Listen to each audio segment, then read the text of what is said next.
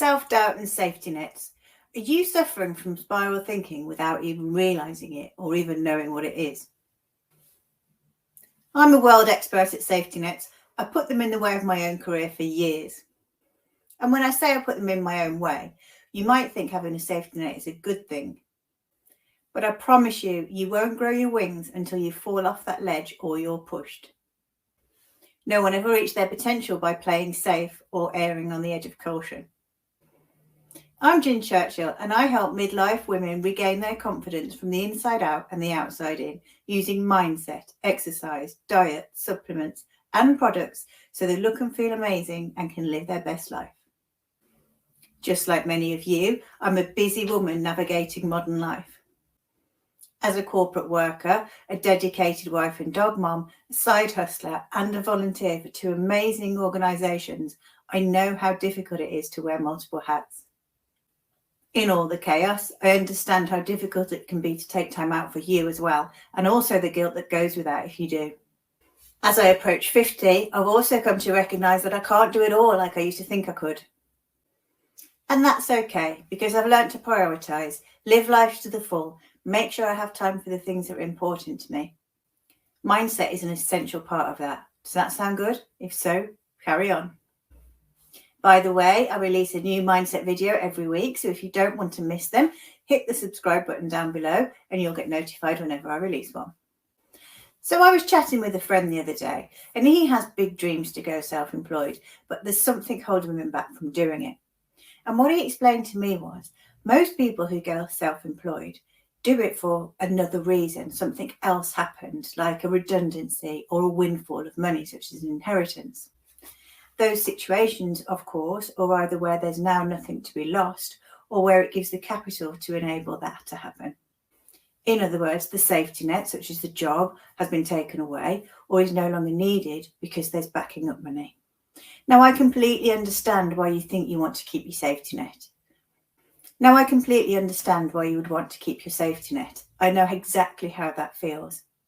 During my teenage years and my early 20s, I went through such a crisis of self-confidence, I couldn't barely get through an interview, let alone land a job.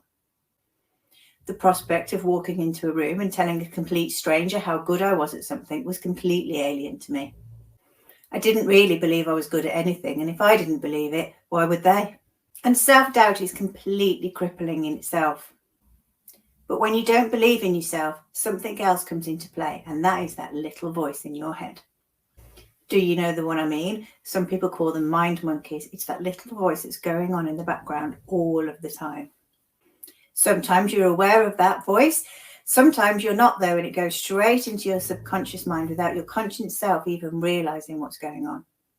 And that's the danger zone right there, because your subconscious mind doesn't have the ability to listen to something and say, is that true or is that not? Everything that it hears goes into the banks. There is no way to counterbalance. Everything just goes into there and is stored forever. Every message received, believed, accepted, and stored. And those messages can come back at any given notice. And your subconscious mind accepts these messages right from when you're very little. How you're brought up, the culture that you're in, the religion, the values that you get taught as a child, it all becomes the version that you believe to be right or wrong. This then contributes to how you perceive other people and also how you perceive yourself.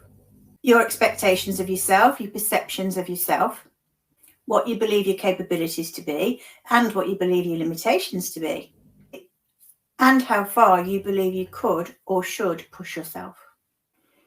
One lady that I mentor has desires to get her own startup off the ground. She explained to me one day that her feelings towards that are almost bipolar. This is perhaps an extreme description of the roller coaster emotion ride that any would-be entrepreneur will go through. She might be lucky if she gets a whole day with one emotion. Normally, they can flux like the wind. And I put a lot of this flux down to that little voice in your head. When it's left unattended, it can tell all kinds of stories. And if your conscious mind isn't there to defend what's going in, it's away with its own devices. This lady's logical mind knows she has a sound idea. She's done her research. She's done hours and hours of plotting. She's planned it all out. She's told her friends and family. They've helped her critique it. And she's still going because she believes it's great. In other words, she's at the top of the roller coaster. And then suddenly, here's that little voice and it says, it won't work. And bang, you're straight on the way down. The little voice will follow that straight up with, I don't know who you think you are anyway. And then the internal committee starts. She starts to doubt her ideas, doubt her abilities, doubt she can do it. And then the crash is almost inevitable, straight down to the bottom of the roller coaster. Sound familiar? The self-doubt and the negative talk are only part of spiral thinking. There's other things at play here, like imposter syndrome that I'm sure you've heard of, but other things like the Jonah complex, which you may not have. And I'm going to explore all of those things in the coming blogs. That's why I say when you combine all of these things up, you turn into a spiral thinking, like a helter-skelter.